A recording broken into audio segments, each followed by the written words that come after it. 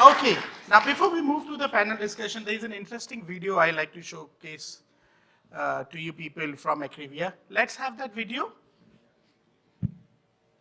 And then we'll move to the panel discussion, and then obviously we'll recognize HR leaders for their achievement in awards.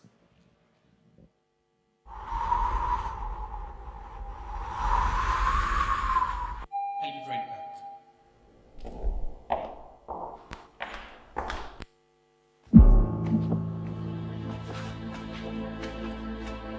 Master Wayne, I'm leaving. Alfred, are you sure? It's been years. I've been a shadow to this company. Made it this big, along with your father. It's time for me to take rest. All these years, you've been greatly instrumental in my strategy, success, and leadership. And you want to abandon me at this point? I won't be able to find a replacement, Alfred. Master Wayne, I want you to look at this.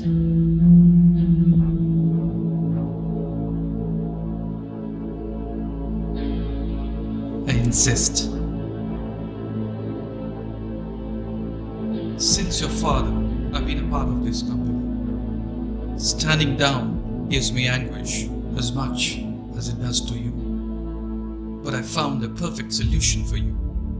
In fact, efficient and magnificent.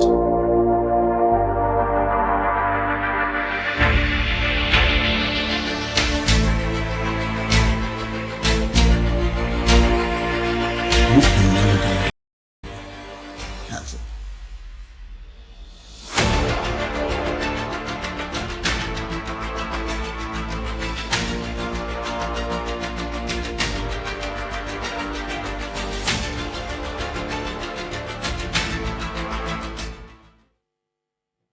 Okay.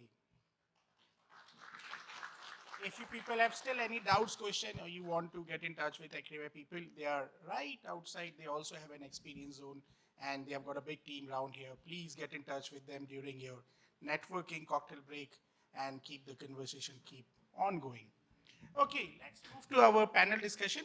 We are convinced already that automation is a key word that we are here to discuss, and we understand the impact that it is having on business and how important it is for business growth. And we have our expert panel who's going to share their insights with us. And we also understand how it expands the potential and also expectations of the analytics that we are talking about. So let's start with Unmesh. Unmesh, automating HR is an imperative today. And as on a lighter note, like we were discussing prior to this discussion, Unmesh also pronounced as Unmesh. Yeah. So I would request you to unmesh for us how and why automating HR can actually help our business.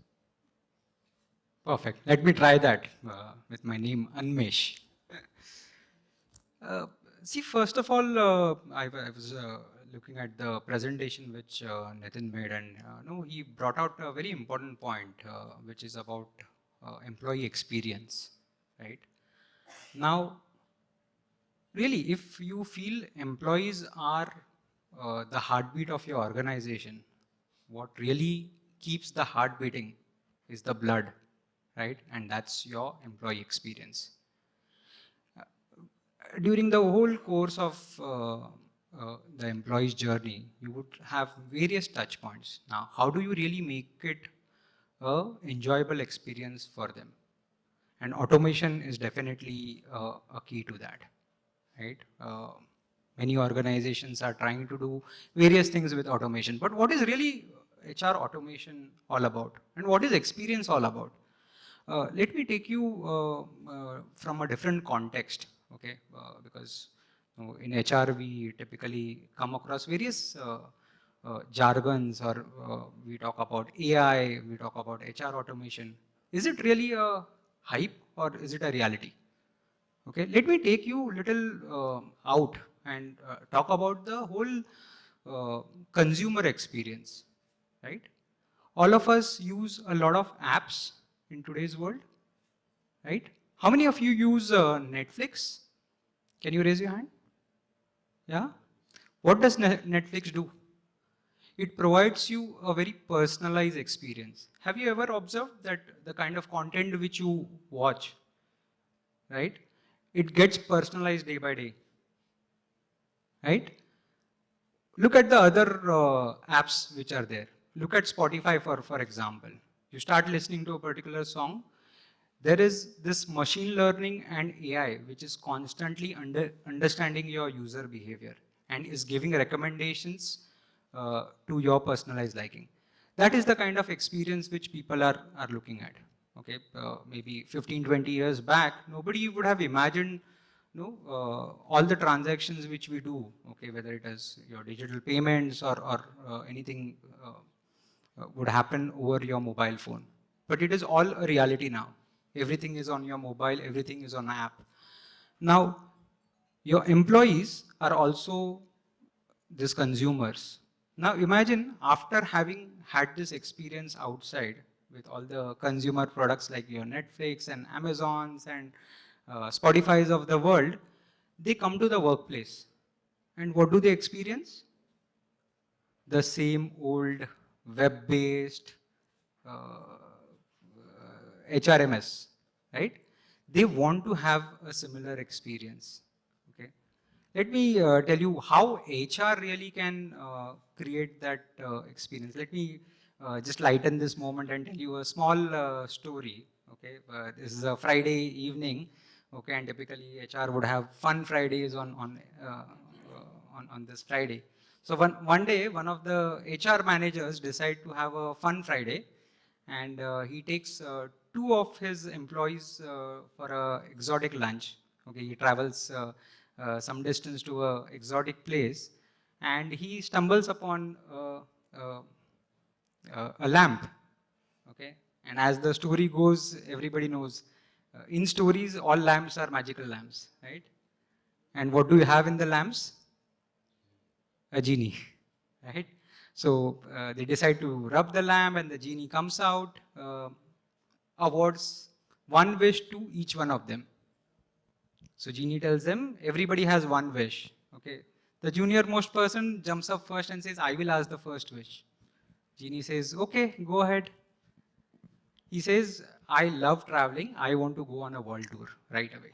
Genie does a click, the person is on a world tour. The second one says, I would rather prefer being at a beach holiday, send me to Goa. Genie clicks, he's in Goa. Now is the turn of the HR manager. What do you think? What would the HR manager do?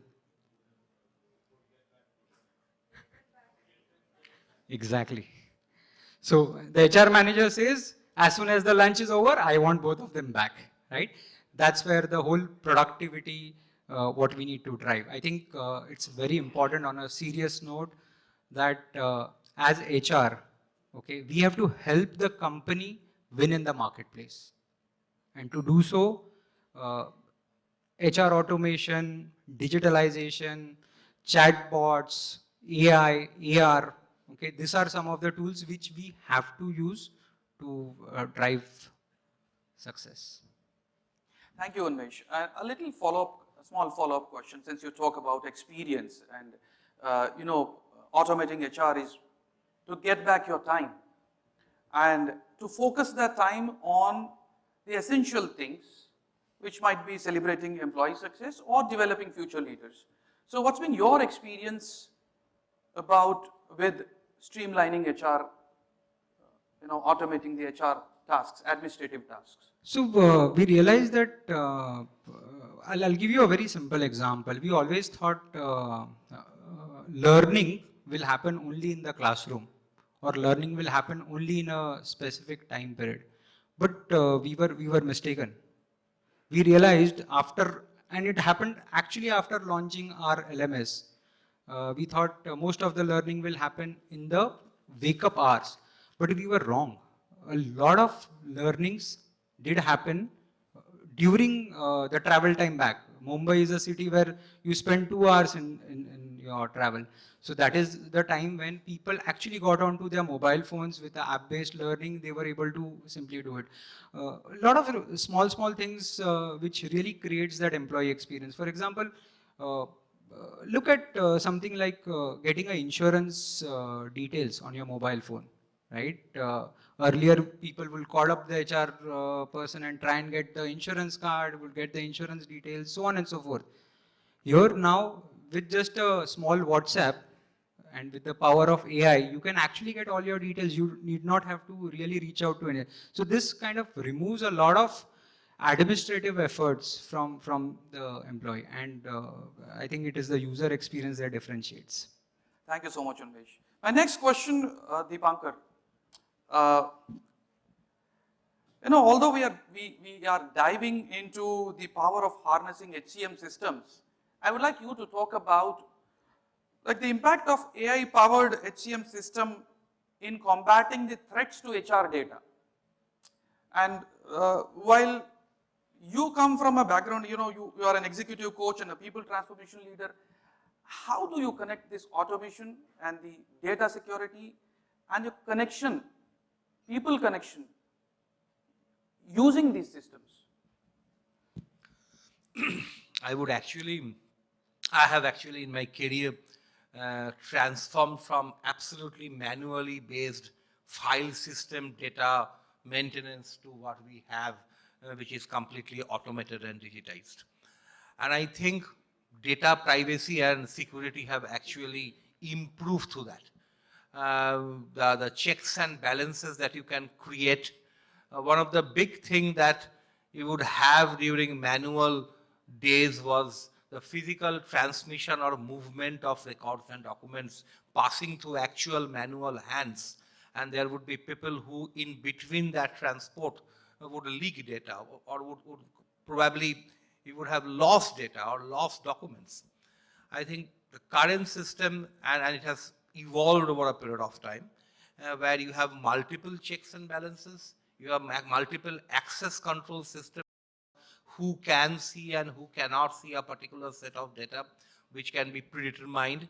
I think it had been a quantum leap for anybody who is trying to move from a legacy system data management to current digitally managed data system. And we have instances in our organizations in the past where data leak had become a big issue.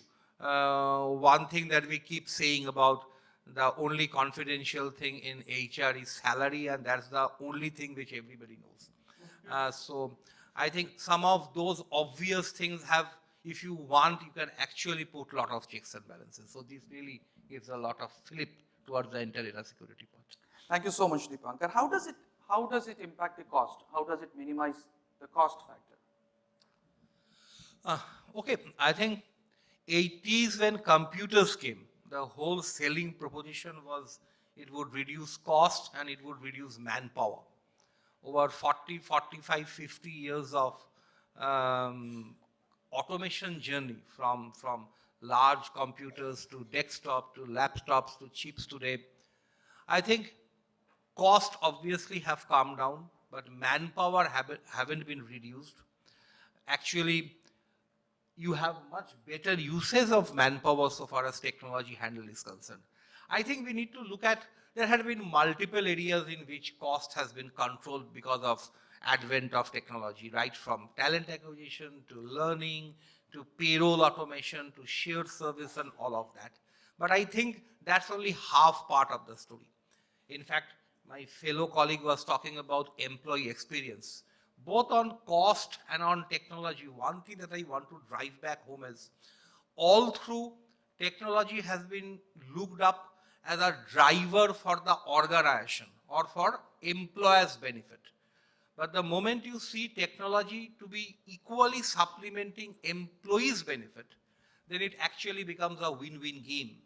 The way today most HR technology are very transactional and constructed looking at employers' need in mind and not looking at employees' experience point of view. The moment we cross that leap, and I can see some of those AI and ML being used in HR technology now. So that would happen then. The kind of experience you get from a Netflix or a Facebook.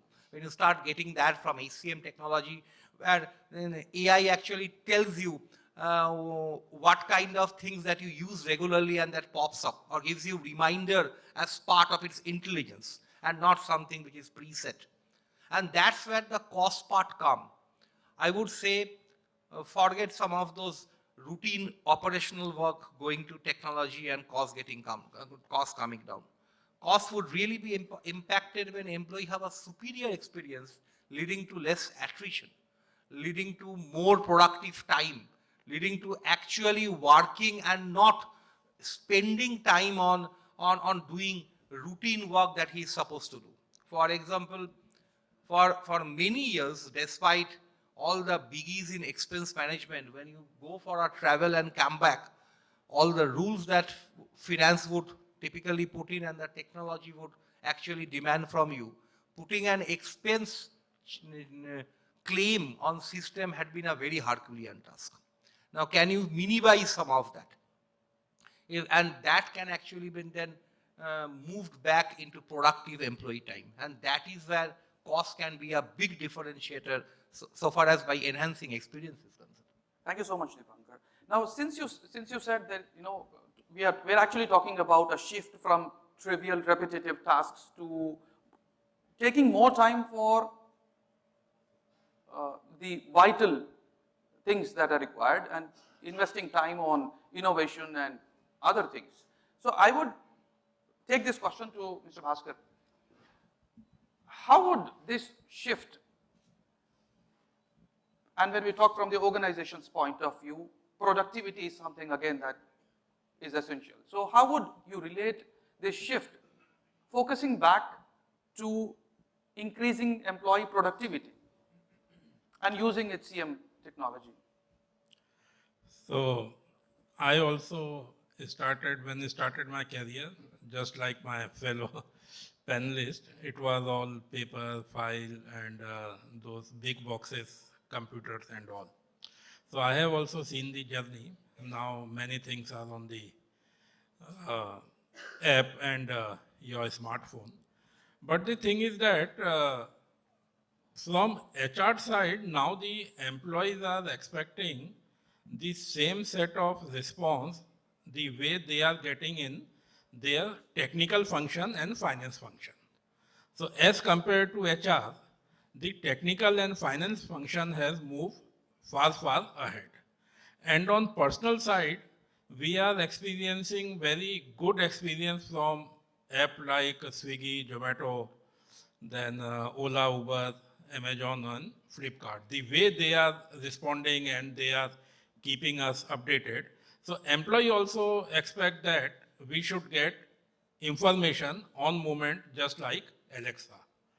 So the thing is that based upon my experience and interaction with my fellow colleague in other companies, our employees are not getting such type of HR experience from the whatever, irrespective, I will not name the companies, so many companies are there, best of best products are there, even chat boxes are there, AI is there. So that is, they are not feeling.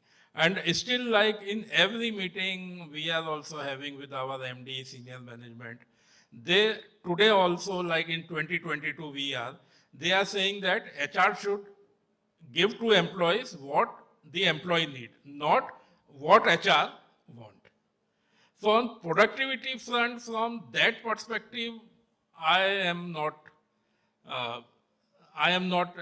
can't say that the things have improved as compared to the finance and technical things. How do you foresee automation impacting productivity? In future, we need to make it more personalized, because in our organization, like we have close to 25,000 on-roll employees. It is very large number and we keep on interacting with the people. So their expectation is that instant thing they would like to have, just like the app which I have just mentioned. So in future, it is a very tough job for the HR professionals to have such kind of app, the system, process, which can satisfy the employees. Still, I am seeing that maximum time it is manually, the HR is manual as compared to the technical figures and the finance figure. And another thing is that on a lighter note, as the senior people, they have whole lot of people working under them. So those people prepare the manual report, manual data, all those things. And so they doesn't have such pain as compared to the middle level and lower level people. So they are also feeling the pinch of not that great and user-friendly HR systems and processes. Thank you, Mr. Bhaskar. Yeah. So, with all this discussion, like we understand that there is an increase in interest in workforce analytics. And my question to you is like, I would like you to share, you come from with 25 years of experience handling across geographies, especially UK, Canada and Middle East. So, give me what's the benefit of having a single source of view of the entire workforce analytics and employee life cycle? So first of all, let me just clearly admit that we are not experts in the field of technology, but I think as someone who's got some 2 full cycle implementation experience and 1 in the midst of it, we gathered some experience as a practitioner, so to speak. So that's humbly I just want to state. I think I see a lot of August audience before me here, which is more than about 100, 150 audience experience. So I think I'm also here to learn along with you all. So I think just share a few thoughts which I have on the important question that he raised. So with this caveat in mind, I think an important part which you have raised is the fact that why it should be important to have a single source of truth. I think let's reflect on a couple of things. One is, of course, not just HR, but if you look at the journey of how ERPs got implemented and how it has added value to the organizations, the very fact that if you're a disparate source of information, and today they classically Excels, some PPTs, some documents in files, I think the problem lies therein, because if you do not have a single source of information, a single source of truth, you are not going to be able to make a data layer or a layer of analytics built on what we currently have. And that's very, very key for us as HR practitioners, that if you have some source in the files, some source in digitized versions, some source on Excels, can imagine the kind of mess that we are going to create for all of us as practitioners. So therefore, it's very, very key and important for us to actually have a single source of truth. I think within HR itself, there are different standards. Also, the other key part, whilst it's very key and important to have that single source, also we need to reflect on the fact that we within HR need to have something called MDM, that is Master Data Management. I think the business is very, very keen on MDM. They take, for example, the what they call the stock keeping units, etc., that they have. In HR, I haven't seen the kind of MDM rigor that we need to have.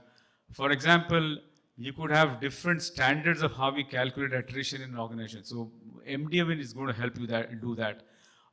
You could have actually the way we maintain data is very different in different organizations. So I think that, so therefore that discipline of MDM is very, very critical. And therefore I feel that the importance of a single source can't be undermined. And therefore the solutioning through an HCM, a consolidated or a kind of end-to-end HCM will actually help us to get that much better.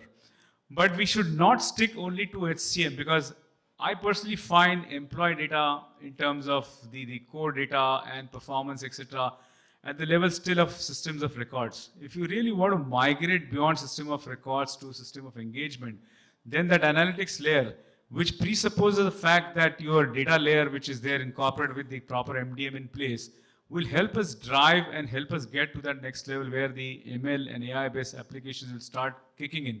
So what we as practitioners should look at is how can we start moving from a system of records to a system of engagement. And I think that's one of the gentlemen, clearly pointed out one of the issues that we face with HR is that linkage of the HR system to business and how it can talk and therefore give a value added kind of data for analysis and kind of usage by the business.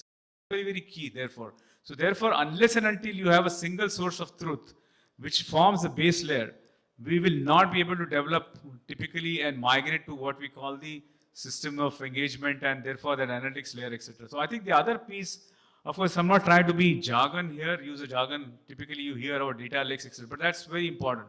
How do I build data lakes within the system to actually help my analytics layer to actually sift out data from the system and help the organization take very, very incisive, people-related decisions, so to speak. So that's from my side. I think if there's anything else, we can also add as we go along. Thank you so much, Mr. Adhir. So on the one side, we are talking about alignment of technology with the organization's need. On the other side, we are talking about technology giving the kind of experience that we are talking about, employee experience. So how do you foresee this, where do you see this is going in the next 5 to 10 years, and what would be your insight to help us improve this experience? So I think some of my co-panelists did mention about experience. Today, what's happening if you kind of step back and look at I think Unmesh did bring about that very, very classically. He said that the employee is expecting a similar personalized experience as we would experience like a customer in a store that he walks in or anywhere on any of the platforms that he serves. So I think, first of all, with the advent of analytics, with the advent of intervention technologies which will actually start helping. Take for example, LXPs for example. I'm not LMS, but LXPs, how the person is actually going to shift his or the kind of learner can shift his experience in terms of how system will start recommending what he needs to learn basis his kind of profile, his kind of learning approach, etc. That's going to be very key therefore. And it's not just the experience related to learning, but many of the other dimensions. So I think therefore, what the employee of today and future is going to help or push people or push the organization to what is it that is different for me from a system standpoint. I think that layer can come only if you start moving from a systems of records to systems of engagement. Therefore, a lot of tools that will actually start helping will come at that particular layer. Also, today, I mean, we are in a world, I think Sanjay spoke about the VRs and ARs. We will have to go a step forward. I think how can actually some of these systems in the future start looking at integrating with metaverse? What will they bring to the table? I think that's where the enhanced experience of an employee will start kicking in. I think none of the systems today are even thinking of doing what will happen in a metaverse when we have all our avatars coming and doing some different things. So I think that's the kind of journey that will happen in the future. It's just we are scratching the surface on technology. And I think there's a huge ocean out there which will actually start enhancing the experience of employees at a unimaginable and finite levels that we've never imagined at the present moment, so to speak. Thank you so much, Adhir. That was a very elaborate answer and deep answer on that. And thank you so much. And first, I would like to open the floor for any Q&As, any questions if you have for the panelists.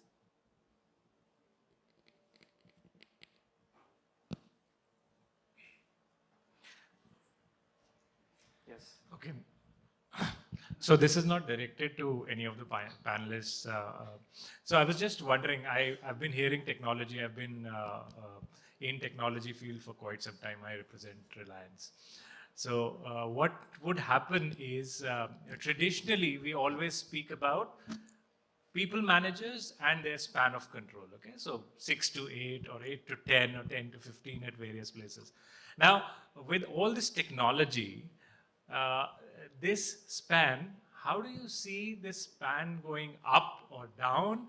And what will people do if you make their work so easy?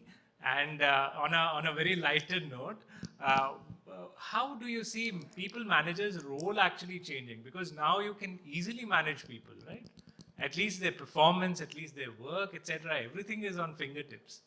So I think it's around how do you see the role changing and specifically span changing across various industries? I'll take a attempt. I don't have a finite answer to this, but I don't think spans will definitely increase. But what will increase is the kind of feedback mechanism, or feedback when I say the data mechanism, to actually help people have very constructive and a very in the go conversations. Spans may still remain there or maybe slightly shift, but having said that, what's important is to look at the dimension of how will this qualitatively shift the engagement of the person, the people manager with his or her employees.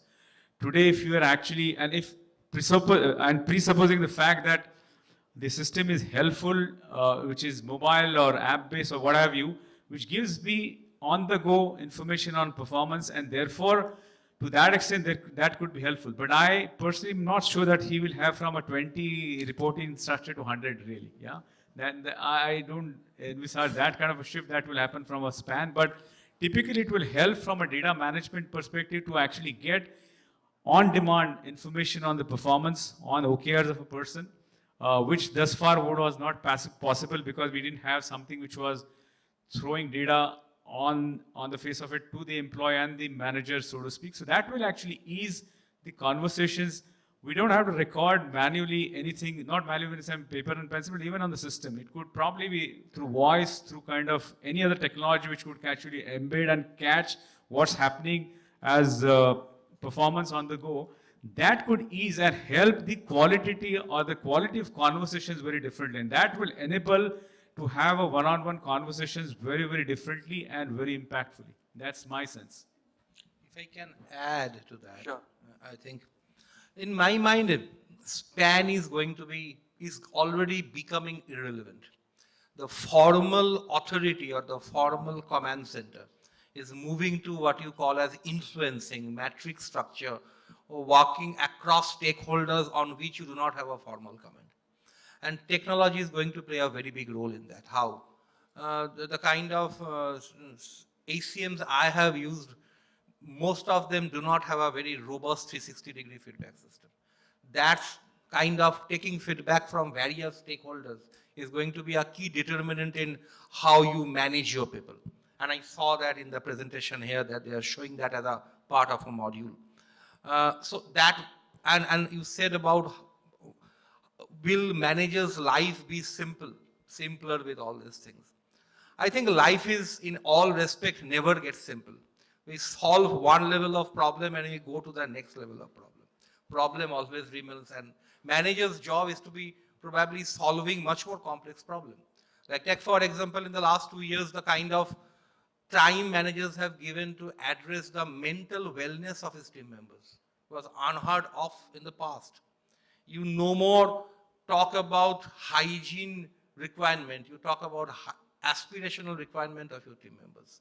So I think the degree would change, and technology. The other part that would be the traditional annual twice a year kind of performance appraisal will go away. It would be on the go, immediate, on the moment. And some of them can actually, you just share the experience that you had with your team member right now, which can be embedded through our technology and which gets recorded immediately. Some of those paradigm shifts, I guess, would happen as we move on. Just one line. Sure, sure. Very nice question. So what I have experienced during my journey,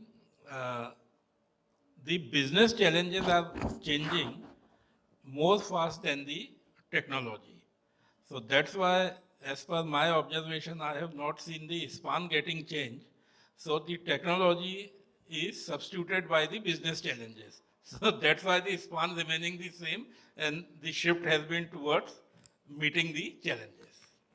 Thank you.